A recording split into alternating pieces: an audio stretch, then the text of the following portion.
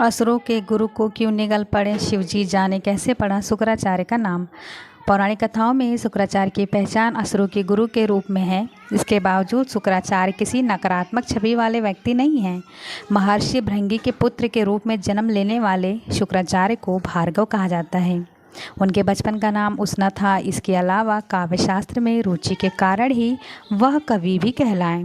लेकिन उन्हें उनका शुक्राचार्य नाम कैसे मिला, इसकी भी एक अलग कथा है। देवी भागवत पुराण में कथा है कि देवी भागवत पुराण में एक कहानी का वर्णन है जो देवताओं और असुरों के बीच युद्ध की घटना बताती है। उस युद्ध में देवता असुरों पर हावी हो रही थी, इसलिए देवताओं से अपनी रक्षा के लिए असुर ऋषि भृंगी के आश्रम गए। लेकिन ऋषि भृंगी और शुक्राचार्य वहाँ मौजूद नहीं थे। इसके बावजूद देवी काव्य माता वहाँ थी, इसलिए असुरों ने उसे अपनी रक्षा करने का अनुरोध किया, जिसे उन्होंने अति धर्म के रूप में स्वीकार कर लिया। ऋषि पत्नी के एक शक्तिशाली अदृश्य ऊर्जा कवच ने आश्रम को घेर लिया और असुरों की पहचान की। इस कवच को देवता भी नहीं भेज सके, क्योंकि भगवान विष्णु के द्रोही हो गए शुक्राचार्य सभी देवताओं के प्रयास विफल हो गए थे। फिर वे भगवान विष्णु के पास मदद के लिए गए। ब्रह्मांड के संतुलन को बनाए रखने के लिए भगवान विष्णु ने भृंगी ऋषि की पत्नी काव्य माता का सिर काट दिया। जब भृंगी ऋषि को इस घटना का पता चला तो उन्हें विष्णु को पृथ्वी पर मानव के रूप में जन्म लेने और अपनी पत्नी के अलगाव का दर्द सहने का श्राप दिया। जब शुक्राचार्य को अपनी माता की मृत्यु का पता चला तब वो भगवान विष्णु से घृणा करने लगे और असुरों के बीच विष्णु पूजा को प्रतिबंधित कर दिया। कैसे शुक्राचार्य को मिली संजीवनी विद्या।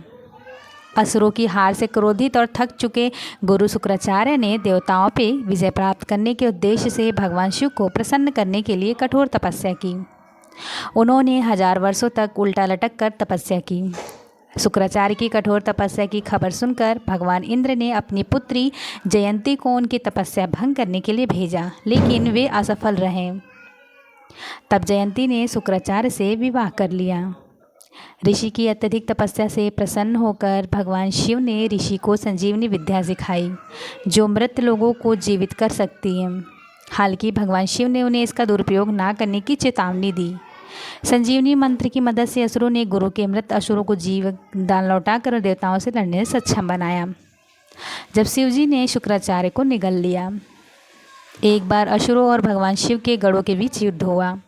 नंदी शिवसेना के सेनापति थे। वह भगवान शिव के पास सहायता के लिए गए। जब भगवान शिव को संजीवनी मंत्र के दुरुपयोग का पता चला तो उन्होंने शुक्राचार्य को निगल लिया और उन्हें अपने पेट के अंदर रख लिया। असुर गुरु भगवान शिव के पेट में हजारों वर्षों तक रहे और बाहर निकलने का रास्ता खोजते रहे, लेकिन वह विफल रहा। तब उन्होंने पेट के भीतर ही समाधि ली और शिव जी की तपस्या करने लगे। भगवान शिव ने ऋषि की भक्ति देख उन्हें क्षमा किया और उन्हें वीर के रूप में बाहर निकाल दिया। इसी कारण महर्षि का नाम शुक्राचार्य पड़ा। चूँकि ऋषि शिव के जन्नांगनों से बाहर आए, इसलिए वे भगवान शिव के औरस पुत्र भी कहलाए। यहाँ यह बताना जरूरी है कि भृंगी के पुत्र का नाम उसना ही था जिन्होंने शिव जी संबंधित घटना के बाद शुक्राचार्य का नाम लिया।